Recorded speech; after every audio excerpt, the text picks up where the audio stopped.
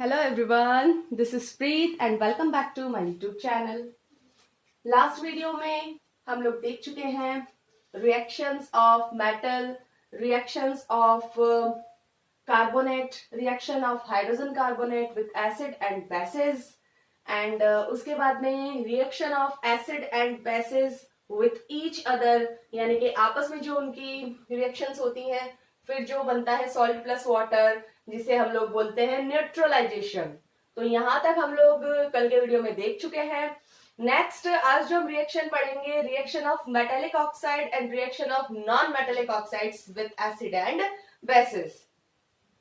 Then यहां पे हम सबसे पहले फर्स्ट ऑफ ऑल देखते हैं reaction of metallic oxides with acid. तो मेटेलिक ऑक्साइड प्लस एसिड ये दोनों मिलकर ये दोनों रिएक्ट करते हैं और बनाते हैं सॉल्ट प्लस वाटर। एंड इसका विद एग्जांपल हम लोग देखते हैं। कैल्शियम ऑक्साइड CaO की प्रोसेस जब आप लोग करवाते हैं हाइड्रोक्लोरिक एसिड के साथ में CaO+2HCl, तो ये दोनों मिलकर बनाते हैं calcium chloride plus water CaCl2+H2O। यहाँ पे जो CaCl2 बना है बच्चों वो है सॉल्ट एंड H2O आपका वाटर। एक और एग्जांपल से हम लोग देखते हैं बच्चों, क्या होता है कि हम लोग जब इस लाइन को देखते हैं तो हमें उतना समझ में नहीं आता है कि ये ऐसे बनता है, लेकिन जब हम इसको एग्जांपल के थ्रू कई बार समझते हैं ना तो हम लोग उस चीज को ज्यादा अच्छे से कैच कर पाते हैं। तो मैंने इसके लिए दो एग्जांपल आप लोगों को दिए हैं। सेकंड एग्जांपल हम लोग देखते हैं ZnO जिंक ऑक्साइड, यानी ये जो मैंने क्या बोला, मेटेलिक ऑक्साइड, हम जो रिएक्शन करवा रहे हैं वो है मेटेलिक ऑक्साइड की। तो कैल्शियम क्या है, मेटल, इसके साथ में ऑक्सीजन जुड़ते ही ये क्या बन गया, ऑक्साइड, यानी कैल्शियम ऑक्साइड, यानी कि मेटल ऑक्साइड, मेटेलिक ऑक्साइड। हम लोगों ने ऑक्सीडेशन देखा था, तब यही तो देखा था कि जब किसी एलिमेंट में या जब किसी मेटल के अंदर ये ऑक्सीजन जुड़ता है तो वो ऑक्साइड बन जाता है, उसे ही ऑक्सीडेशन बोलते हैं।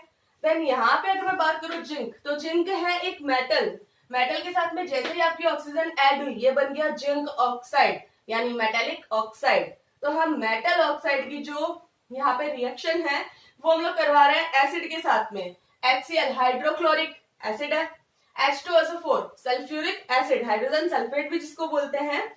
तो ये दोनों जब आपस में रिएक्शन देंगे तो ये बनाएंगे ZnSO4 यानी कि जिंक सल्फेट जो कि एक साल्ट है, प्लस H2O यानी कि वाटर।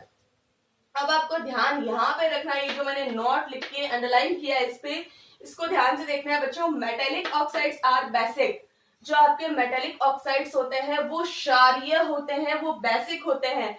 आपने एक चीज नोट की होगी, जब हमने न्यूट्रलाइजेशन पढ़ा था, जब हमने ये पढ़ा था कि एसिड और बेस जब आपस में रिएक्ट करते हैं तो सॉल्ट प्लस वाटर बनाते हैं। सेम कंडीशन यहाँ पे है, जब मेटल ऑक्साइड और एसिड आपस में प्रोसेस करते हैं तो सॉल्ट प्लस वाटर बनाते हैं।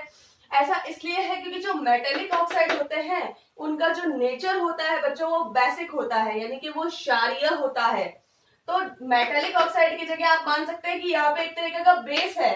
तो जब बेस और एसिड आपस में रिएक्ट करेंगे तो वो बनाएंगे सॉल्ट प्लस वाटर। तो आप इस तरीके से इस लाइन को याद रख सकते हैं। अगर आपको इसमें कंफ्यूजन हो रहा है ना कि मेटेलिक ऑक्साइड और एसिड आपस में रिएक्शन देंगे तो ये बनाएंगे सॉल्ट प्लस वाटर, अगर दिमाग में नहीं आ रहा है तो बच्चों आप ये लाइन याद रखेंगे, मेटेलिक ऑक्साइड्स आर बेसिक, कि जो मेटेलिक ऑक्साइड होते हैं वो बेसिक नेचर के होते हैं। तो यहाँ पे आप बेसिक दिमाग में आप फटाफट से रख सकते हैं कि मेटेलिक ऑक्साइड की जगह मैं यहाँ पे अगर बेस कर दूं तो एसिड और बेस मिलते हैं तो एक दूसरे के इफेक्ट को खत्म कर देते हैं और बनाते हैं सॉल्ट प्लस वाटर। तो आई होप आपको अच्छे से समझ में आ गया होगा ये चीज।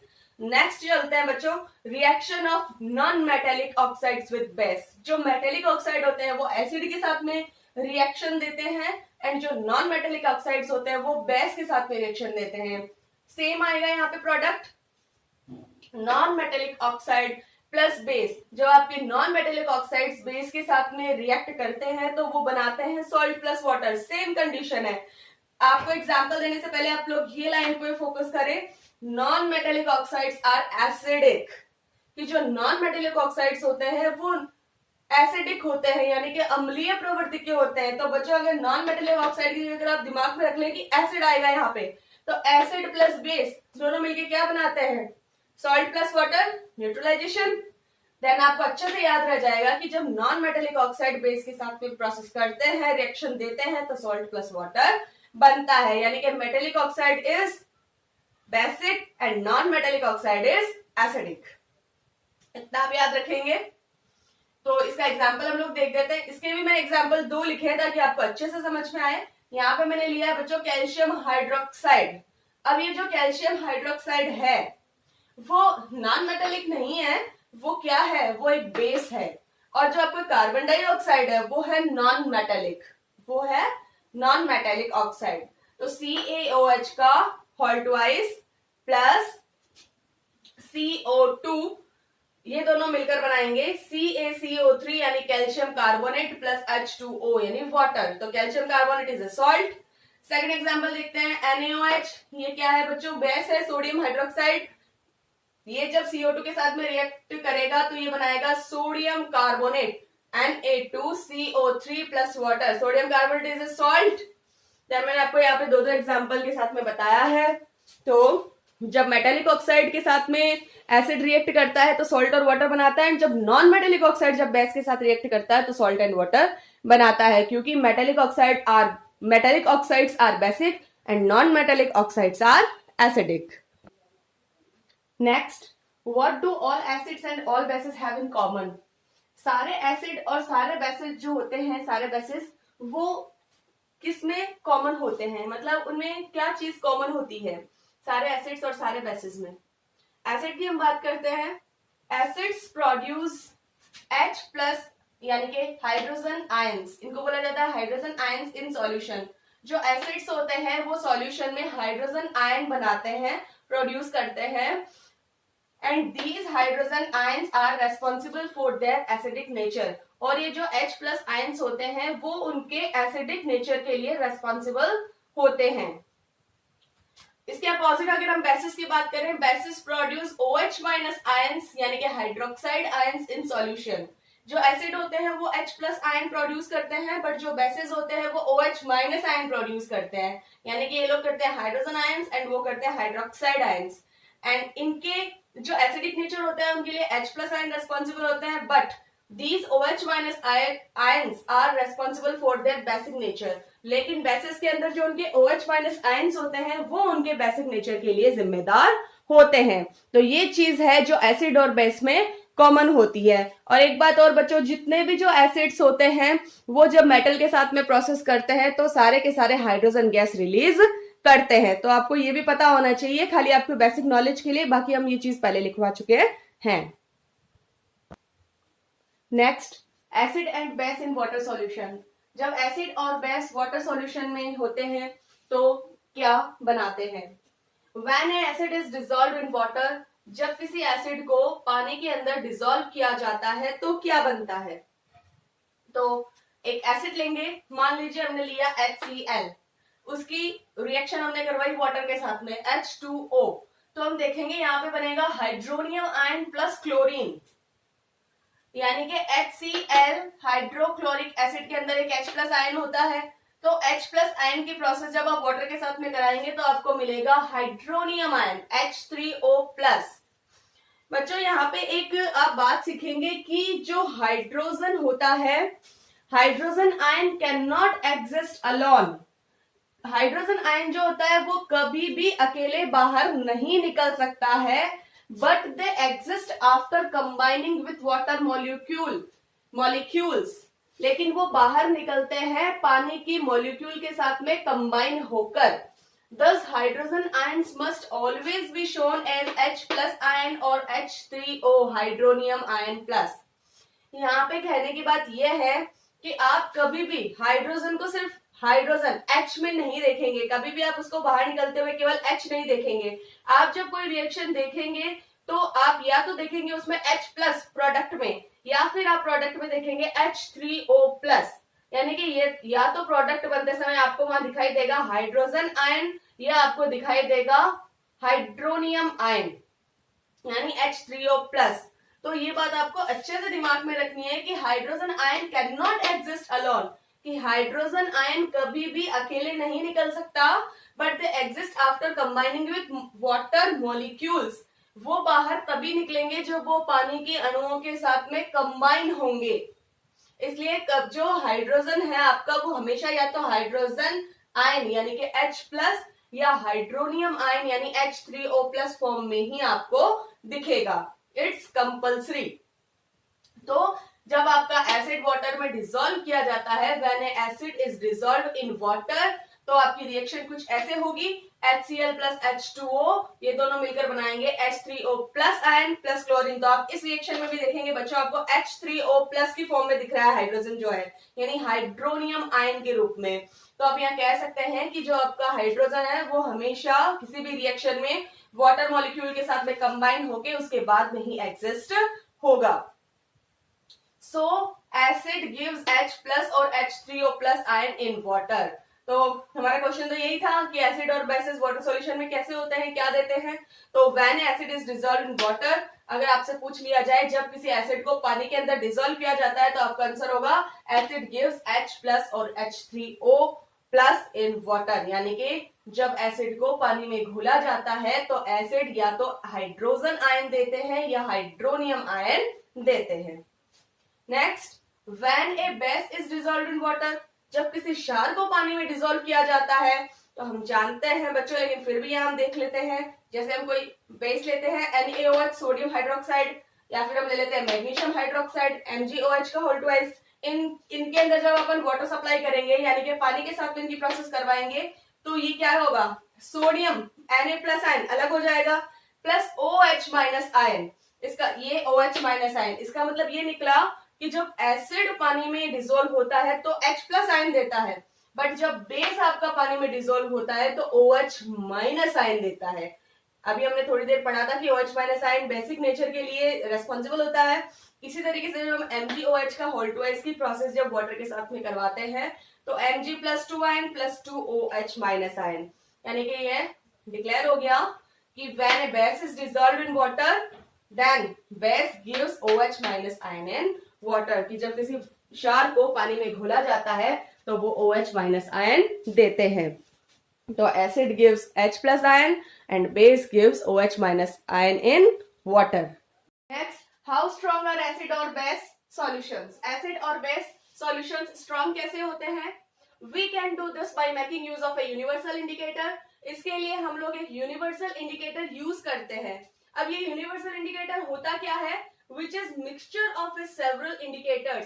ये आपका जो यूनिवर्सल इंडिकेटर होता है वो सेवरल इंडिकेटर्स, कुछ इंडिकेटर्स का मिक्सचर होता है। इंडिकेटर्स बच्चों आप स्टार्टिंग में पढ़ चुके हैं, नेचुरल इंडिकेटर्स होते हैं, ऑल्फैक्टरी इंडिकेटर्स होते हैं, सिंथेटिक इंडिकेटर्स होते हैं। तो लगभग कई सारे इंडिकेटर्स का जो मिक्सचर होता है वो अकेला होता है यूनिवर्सल इंडिकेटर, जिसका यूज हम करते हैं स्ट्रॉन्ग करने के लिए एसिड और बेस सॉल्यूशन को। द यूनिवर्सल इंडिकेटर शोज, अब ये काम कैसे करता है यूनिवर्सल इंडिकेटर? होता क्या है, हमने देख लिया कि mixture of a several indicators, but ये यूज में कैसे आता है, ये काम कैसे करता है? The universal indicator shows different colours at a different concentrations of hydrogen ion in a solution. ये जो काम करता है, अलग अलग हाइड्रोजन आयंस की जो कंसंट्रेशन होंगी उनके ऊपर आपको ये अलग अलग कलर शो करेगा। जैसे हाइड्रोजन आयन की सांद्रता 1, सांद्रता मतलब कंसंट्रेशन 1 हुई तो अलग कलर करेगा, 2 हुई तो अलग कलर करेगा, 3 हुई तो अलग कलर करेगा, यानी कि हर एक हाइड्रोजन आयन कंसंट्रेशन पर अलग अलग कलर ये शो करेगा। इस तरीके से ये यूनिवर्सल इंडिकेटर काम करता है। अब ये जो यूनिवर्सल इंडिकेटर होता है उसे बोला जाता है पीएच स्केल। वो अलग चीज नहीं होती है, वो यही चीज है। ये जो आपका यूनिवर्सल इंडिकेटर है उसको बोला जाता है pH scale. PH scale is scale for measuring hydrogen ion in ion concentration in a solution called pH scale. जब किसी सॉल्यूशन में एक ऐसा स्केल जो हाइड्रोजन आयन की कंसंट्रेशन को मेजर करता है यानी उसको मापता है, उसे पीएच स्केल कहते हैं। अब ये पीएच स्केल किस तरीके से काम करता है, ये पीएच स्केल कैसा होता है, वो थोड़ा बहुत हम इसका बेसिक देख लेते हैं। जो ये आपका पीएच स्केल होता है उसके ऊपर एक स्केल टाइप में होता है, जैसा कि सामने आपको डायग्राम में दिख रहा है। तो ये जो स्केल जैसा होता है इसके ऊपर पॉइंट लगे होते हैं 0 to 14। ये 0 से स्टार्ट होता है और 14 पे खत्म होती है। ये स्केल होती है जिसमें ये जो बीच वाला पॉइंट होता है 7, ये आपका होता है न्यूट्रल पॉइंट, यानी कि 7 पे आपका जो सॉल्यूशन है वो ना तो एसिडिक होता है ना बेसिक होता है, कैसा होता है, न्यूट्रल होता है बिल्कुल। तो न्यूट्रल मीन्स एकदम उदासीन होता है, कैसा भी नहीं होता। फिर अगर हम बात करें 7 से, अगर हम लेफ्ट हैंड साइड में जाए तो आप देखेंगे 7 से लेफ्ट हैंड साइड मतलब 0 to 7, 0 से लेकर 7, या फिर या तो हम बोल दें 7 से लेफ्ट साइड में, या बोल दें 0 से 7, या बोल दें लेस देन 7, यानी 7 से कम तक। ये जो सॉल्यूशन होता है आपका होगा एसिडिक नेचर। इसमें क्या होगा, एसिडिक नेचर। आप यहाँ पे देख रहे हैं एरो का निशान जो लेफ्ट हैंड साइड में जा रहा है, उधर मैंने लिखा है एसिडिक नेचर इंक्रीजिंग। जब आप 7 से 0 की तरफ आते हैं तो आप पाएंगे कि आपके सॉल्यूशन का जो एसिडिक नेचर है वो इंक्रीज यानी कि बढ़ रहा है। Increase in H plus concentration, और आपके जो H प्लस आयन की जो सांद्रता है वो भी बढ़ रही है। Concentration of H plus ion is increase, किस साइड में, 7 to 0। बट अगर इसके अपोजिट आप लोग 7 से आगे चलेंगे, यानी कि आप जब 7 to 14 चलेंगे या 7 से राइट हैंड साइड में चलेंगे, more than 7, then basic nature increasing, तो आपका बेसिक नेचर इंक्रीज होगा। It means decrease in H plus concentration. इसका मतलब जो आपका H प्लस कंसंट्रेशन है वो भी बढ़ेगा। तो पीएच स्केल में आप बात करते हैं कि पीएच स्केल में सबसे पहले 0 to 14 होता है स्केल में। उसके बाद में जो 7 आपका होता है वो न्यूट्रल पॉइंट होता है, यानी कि 7 पे आपका ना तो सॉल्यूशन जो है वो एसिडिक होगा, ना आपका सॉल्यूशन बेसिक होगा, न्यूट्रल होगा बिल्कुल। जैसे ही आप 7 से 0 की तरफ चलेंगे तो आपका एसिडिक नेचर इंक्रीज होगा, बट आप अगर 7 से 14 की तरफ आगे की तरफ चलेंगे तो आपका जो सॉल्यूशन है वो बेसिक नेचर उसके अंदर इंक्रीज होगा। It means 0 to 7 increase in H plus concentration and 7 to 14 decrease in H plus concentration. क्योंकि बच्चों ये जो चीज है हमें पता है कि बेस के अंदर OH माइनस आयन होता है, और हमने पीएच स्केल में लिखा है कि ये सिर्फ हाइड्रोजन आयन की कंसंट्रेशन को नापता है। तो इसमें आपको कंफ्यूज नहीं होना है कि इसमें तो मैम ने लिखा है कि हाइड्रोजन आयन कंसंट्रेशन को नापता है और जबकि बेसिक नेचर में OH माइनस होता है, क्योंकि मैंने इसमें साफ लिखा है कि decrease in H plus concentration. तो अगर डिक्रीज होगा H प्लस कॉन्सेंट्रेशन यानी कि बेसिक नेचर बढ़ेगा, बेसिक नेचर बढ़ेगा, it means OH ion he release होगा। तो बच्चों आई होप जो मैंने डायग्राम से आपको जितना अच्छे से समझाना था मैं समझा चुकी हूँ, लेकिन फिर भी आप लोग जानते हैं कि अगर मैं आपको थोड़ा बहुत नोट्स के तरीके से लिखवा दूं तो आई होप आपके लिए एग्जाम के व्यू ऑफ पॉइंट से अच्छा रहेगा। तो ये चीजें, ये जो लाइनें मैंने आपके सामने लिखी है वो मैं आपको एक्सप्लेन कर चुकी हूँ, बट लैंग्वेटिक फॉर्म में, लैंग्वेज फॉर्म में आप इसको कैसे लिख सकते हैं वो आप देख लीजिए। The pH of neutral solution is 7। मैंने आपको डायग्राम में बताया था कि पीएच के अंदर मैंने बीच में एक लाइन खींची थी जो जिसपे मैंने पॉइंट लिखा था 7, क्योंकि आपका जो स्केल है वो 0 to 14 होता है, बीच में जो पॉइंट आता है वो 7 नंबर पे। The pH of neutral solution is 7, तो उसे आप बोलेंगे neutral solution. Values less than 7 on the pH scale represents an acidic solution. Acidic solution, तो वैल्यूज लेस देन 7, जब पीएच स्केल पे आपकी जो वैल्यू है वो 7 से कम होती है, रिप्रेजेंट्स एन एसिडिक सॉल्यूशन, वो एसिडिक सॉल्यूशन को रिप्रेजेंट करता है। वैल्यूज मोर than 7 represent N basic solution, और अगर आपकी जो वैल्यू है वो 7 से ज्यादा है तो वो बेसिक सॉल्यूशन को रिप्रेजेंट करेगी। ये हम देख चुके हैं कि 7 पे neutral, 0 to 7 acid and 7 to 14 basic solution. The strength of acids and bases depends on the number of H plus ions and OH minus ions produced. आपके जो एसिड और बेस, हमारा जो पॉइंट था कि इनकी जो ताकत होती है, स्ट्रेंथ होती है, वो किस पे डिपेंड करती है, तो वो स्ट्रॉन्ग कैसे होते हैं वो हम पूछ रहे थे। तो इसका आंसर यही है, the strength of acids and bases depends on the number of H plus ions and OH minus ions produced. तो ये डिपेंड करते हैं H प्लस और OH माइनस आयन के प्रोड्यूस होने से। Acid that give rise to more H plus ions, ऐसे acid जो ज्यादा से ज्यादा H प्लस आयन देते हैं, are said to be strong acid, उन्हें बोला जाता है स्ट्रॉन्ग एसिड्स।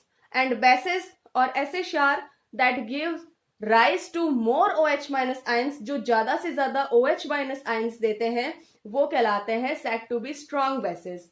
तो इसका अपोजिट बच्चों आप देख सकते हैं अपने आप कि जो ज्यादा से ज्यादा H प्लस आयन देते हैं वो एसिड्स, और जो कम से कम H प्लस आयन देते हैं वो जो ज्यादा से ज्यादा H प्लस आयन देते हैं वो स्ट्रॉन्ग एसिड, और जो कम से कम H प्लस आयन देते हैं वो वीक एसिड। उसी तरीके से जो ज्यादा से ज्यादा OH माइनस आयन देते हैं वो स्ट्रॉन्ग बेसिस, बट जो कम से कम OH माइनस देते हैं वो वीक बेसिस।